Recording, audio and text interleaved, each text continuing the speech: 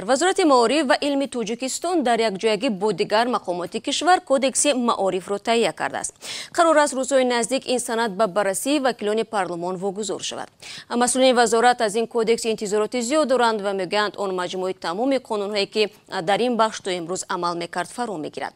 Барои Юсуфӣ бо Нуриддин Саид вазири маориф ва илми Тоҷикистон дар ин замина суҳбат дошт ва нахуст дар бораи зарурати таҳия ва қабули кодекс пурсид. من گمان میکنم که کودکس این حجت تقدیرساز است. آزادی در فعالیت در ساحه معارف پرسازگار است. دوم پرابلم گومانیزاسیای ساحه معارف. سوم پرابلم گومانیتریزاسیای ساحه معارف بخصوص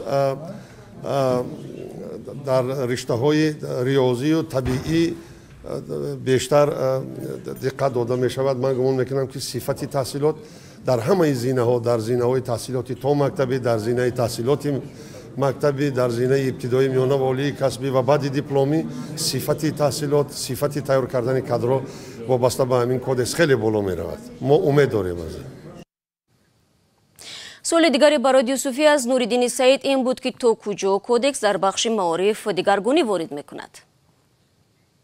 موافق همین کودکس یک ریاست علاهیده، یک مؤسسه علاهیده با کار تامین کنی کاردهندگی ختم کنندگان مؤسسه های تحصیلات ابتدایی، میانه و عالی کسبی به وجود می‌آید و موافق آن باید همه نفرانی که حساب بودجه دولت ختم کردند، حساب کوتا های پرزیدنتی جمهوری تویسان، کوتای اشتراکچیان جنگ های افغانستان است، چرنوبیل است، کوتای خدمتچیان حربی است که کوتا برای شهروندان در برون مرزی ما، شهروندانمون که در مردکاری هستند، چی میگن در مسافرت هستند، همه آنها به جای کار تامین کرده میشن. اما نفرانی که از حساب مبلغ‌های خودشان شرطنامه میخونند آنها دیپلم آزاد میگیرند.